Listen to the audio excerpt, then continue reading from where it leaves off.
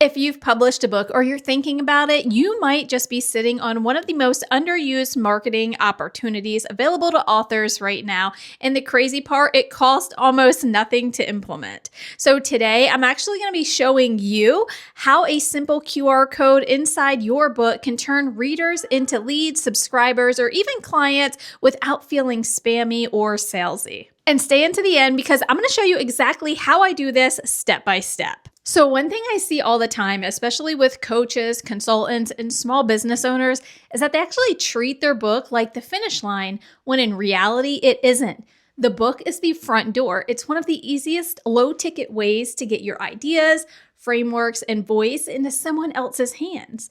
And once someone is reading your content and nodding along thinking, yeah, this makes sense, that's when their attention really matters. The problem is that most authors don't tell readers what to do next. Okay, so this is where a QR code comes in. A QR code inside your book allows readers to instantly learn more about you, access your current offers, join your email list or community, and follow you on social media without typing URLs and guessing where to find you. It's one scan, one action. So when I asked authors if they were doing this, most said no, and the ones who were using QR codes all said the same thing. I wish I had used a dynamic QR code from the beginning. So before I show you how to do this, let's talk about Amazon KDP best practices because this matters. Amazon does allow links and QR codes inside books, but they need to be used correctly. That means no spam, no misleading claims, no aggressive or sketchy language. Your QR code should feel like a natural extension of the reader experience, with simple, value-based phrasing like, "Want more resources? Scan here. Join me for additional support and updates. Access bonus content related to the book." What you want to avoid is hard pressure, sales language, repeated links on every page, or anything that feels manipulative or unrelated to the content. When you lead with value, keep it clean. QR codes are completely compliant and reader-friendly. Now I'm going to switch my screen and show you how I create a mini web page and I generate a QR code that I then use to stick into my book, and I'll show you how it works. All right, so the first thing that we're going to take a look at is the Easy Profile Builder. Now, this is what my mini page looks like. So I dropped the link to this in my social profiles, and I also can have my call to action to go directly over here because all of the things that I want a user to do to take action or interact with is right here. They can see my profile picture. They can see my headline that I put here, my description. Then I have all of my social links if they want to email me, they want to visit my website, my Instagram, my TikTok, my YouTube, right? So you can already see how valuable that is. And you can even plug in any of the other icons here. So this page is completely customizable, however you want to set yours up. So one of my main call to actions, which you're going to hear me say in this video, is to get my self-publishing roadmap. So again, all somebody has to do is click there. They're going to go to my opt-in page and start down that funnel pathway. The other thing that I have here is I can collect email addresses right here in this mini site. So if somebody wanted to type in their name, their email, I can collect the lead right here. And it emails me every single time somebody enters a lead right from my mini webpage right here.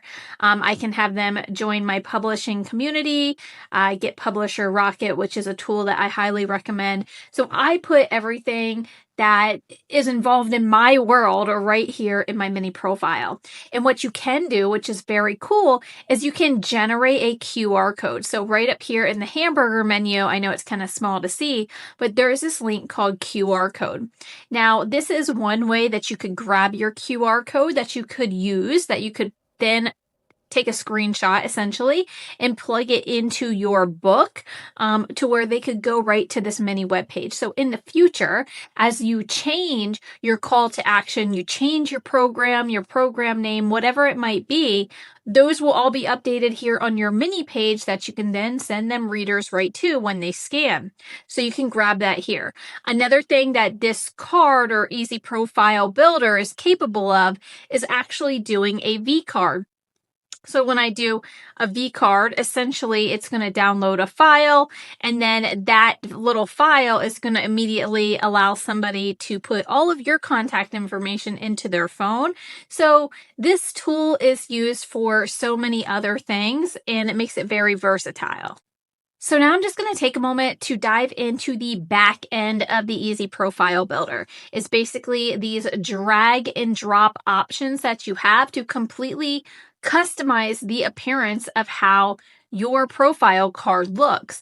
I even have this QR code that I'm using as an image in here that people can scan. If I just wanted to show them it on my phone, they could scan it and go directly to my community from there if I'm interacting with somebody in person and just say, hey, can you scan this, and send them directly to my community. So there's a lot of different things that happen here. Like this is where I set up my profile picture. This is where I've typed in my description.